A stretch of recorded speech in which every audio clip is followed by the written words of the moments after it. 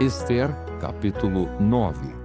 Os judeus matam aos seus inimigos. No dia 13 do 12º mês, que é o mês de Adar, quando chegou a palavra do rei e a sua ordem para se executar, no dia em que os inimigos dos judeus contavam assenhorear-se deles, sucedeu o contrário, pois os judeus é que se assenhorearam dos que os odiavam, porque os judeus, nas suas cidades, em todas as províncias do rei Assuero, se ajuntaram para dar cabo daqueles que lhes procuravam o mal. E ninguém podia resistir-lhes, porque o terror que inspiravam caiu sobre todos aqueles povos. Todos os príncipes das províncias e os sátrapas e os governadores e os oficiais do rei auxiliavam os judeus, porque tinham caído sobre eles o temor de Mordecai. Porque Mordecai era grande na casa do rei e a sua fama crescia por todas as províncias, pois ele ia se tornando mais e mais poderoso. Feriram, pois, os judeus a todos os seus inimigos a golpes de espada, com matança e destruição, e fizeram dos seus inimigos o que bem quiseram. Na cidadela de Sussã, os judeus mataram e destruíram a 500 homens, como também a Parsandata, a Dalfon, a Aspata, a Porata, a Adalia, a Aridata, a Farmasta, a Arissai, a Aridai e a Vaizata, que eram os 10 filhos de Amã, filho de Amedata, o inimigo dos judeus. Porém, no despojo não tocaram. No mesmo dia foi comunicado ao rei o número dos mortos na cidadela de Sussã. Disse o rei à rainha Esther: na cidadela de Sussã mataram e destruíram os judeus a 500 homens e os 10 filhos de Amã. Nas mais províncias do rei, que terão eles feito? Qual é, pois, a tua petição? E se te dará. Ou que é que desejas ainda? E se cumprirá. Então disse Esther: se bem parecer ao rei, conceda-se aos judeus que se acham em Sussã que também façam amanhã, segundo o edito de hoje, e dependurem em forca os cadáveres dos 10 filhos de Amã. Então disse o rei que assim se fizesse. Publicou-se o edito em Sussã e dependuraram os cadáveres dos 10 filhos de Amã. Reuniram-se os judeus que se achavam em Sussã também no dia 14 do mês de Adar, e mataram em Sussã a 300 homens, porém no despojo não tocaram. A festa de Purim.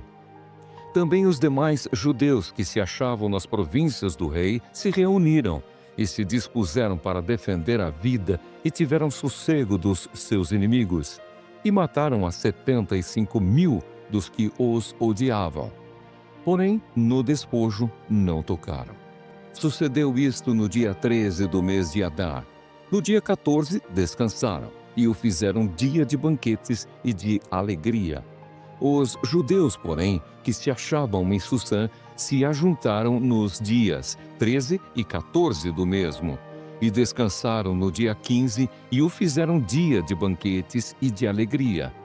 Também os judeus das vilas que habitavam nas aldeias abertas fizeram do dia 14 do mês de Adar dia de alegria e de banquetes, e dia de festa, e de mandarem porções dos banquetes uns aos outros.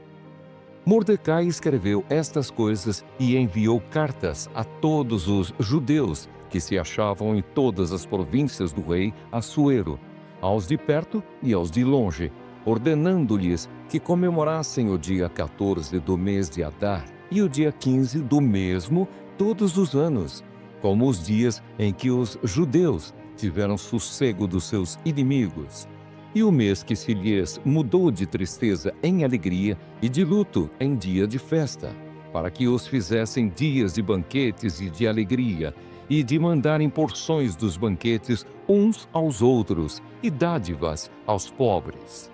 Assim os judeus aceitaram como costume o que, naquele tempo, haviam feito pela primeira vez, segundo Mordecai lhes prescrevera. Porque Amã, filho de Amedata, o Agagita, inimigo de todos os judeus, tinha intentado destruir os judeus e tinha lançado isto é, sortes, para os assolar e destruir.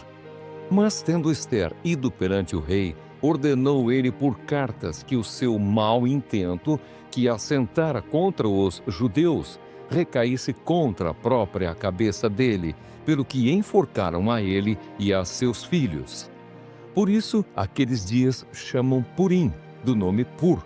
Daí, por causa de todas as palavras daquela carta e do que testemunharam e do que lhes havia sucedido, determinaram os judeus e tomaram sobre si, sobre a sua descendência e sobre todos os que se chegassem a eles, que não se deixaria de comemorar estes 2 dias, segundo o que se escrevera deles, e segundo o seu tempo marcado todos os anos, e que estes dias seriam lembrados e comemorados geração após geração, por todas as famílias, em todas as províncias e em todas as cidades, e que estes dias de Purim jamais caducariam entre os judeus, e que a memória deles jamais se extinguiria entre os seus descendentes.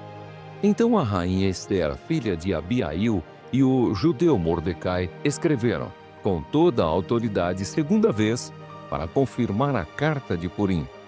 Expediram cartas a todos os judeus, às 127 províncias do reino de Assuero, com palavras amigáveis e sinceras, para confirmar estes dias de Purim nos seus tempos determinados, como o judeu Mordecai e a rainha Ester lhes tinham estabelecido, e como eles mesmos já o tinham estabelecido sobre si e sobre a sua descendência acerca do jejum e do seu lamento.